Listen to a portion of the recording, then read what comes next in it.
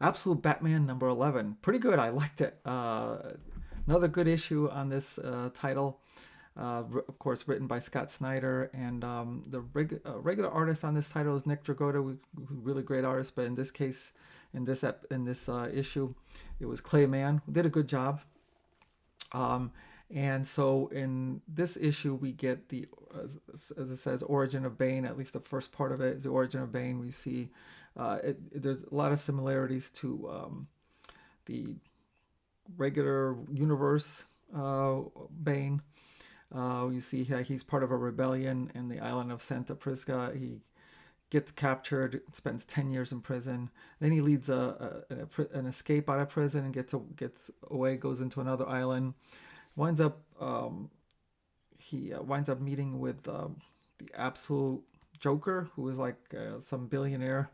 Um, and it's kind of hard to tell what happens between them. It's like they have this some kind of negotiation, or absolute Joker offers them something, but it's kind of hard to tell whether he Bane like totally rejected him or accepted it. Almost like it seems like maybe I'm just guessing that the Joker might be financing his the start of his criminal empire, because right after that um, literally crushes his father to death and takes over, and starts his criminal empire, and takes the venom. The venom makes him super strong, super fast. It makes him super smart.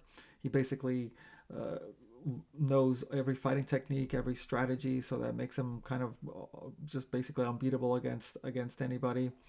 And he has his organization, and then we get after that we get back to the present, and he's confronting Batman again. This is a continuing storyline with Absolute Bane, and he takes down Batman very easily. Like, he rips his arms off, brings him back to Arkham and starts smashes his face, starts experimenting. And I'm like, at this point, I was like, what the heck is going on? Because it's like, this has got to be the end of Bruce Wayne because of what he did to him. But then we quickly get we get the real truth is that this part didn't really happen. This fact that this thing where he kind of just like dismantles Bruce Wayne didn't really happen. It's more like Alfred um, uh, narrating that this is what would have happened had Bane broken Bruce, and that he would have just transformed into this other just monstrosity. But it didn't happen. He didn't break him, and then the end of the issue is we wind up basically in a bit of a cliffhanger, because because he couldn't break Bruce, he goes.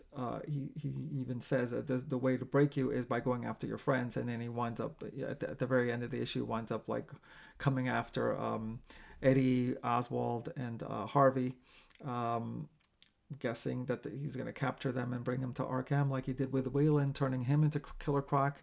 And at this point, it seems logical that he will experiment with them as well, basically turning them into some version of their um, monstrosity types.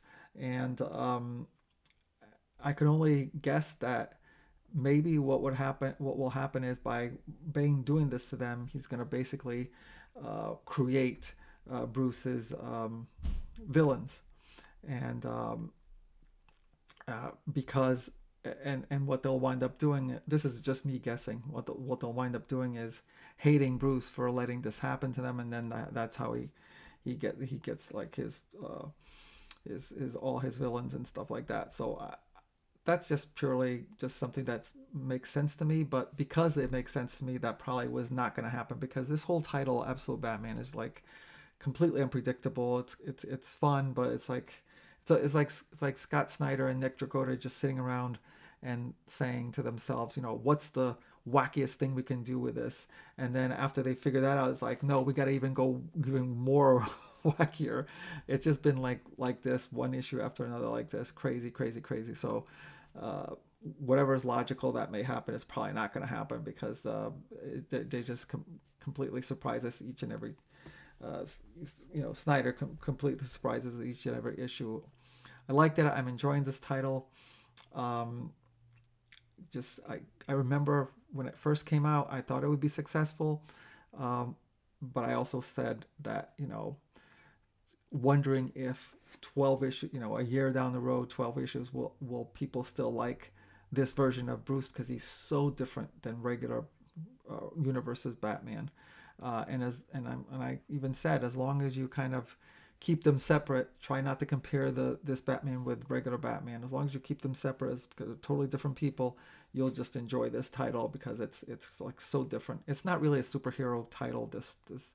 The comic, it's more like a horror title, not superhero. And this is like right in Scott Snyder's wheelhouse, because that's what he's really loves writing horror, and he's really good at it. So it's almost like that's what he did with this title, and he's gonna just keep going. And I'm loving it. Like I said, as long as you keep it separate from regular Bruce Wayne, I think you'll enjoy this comic, and I highly recommend it.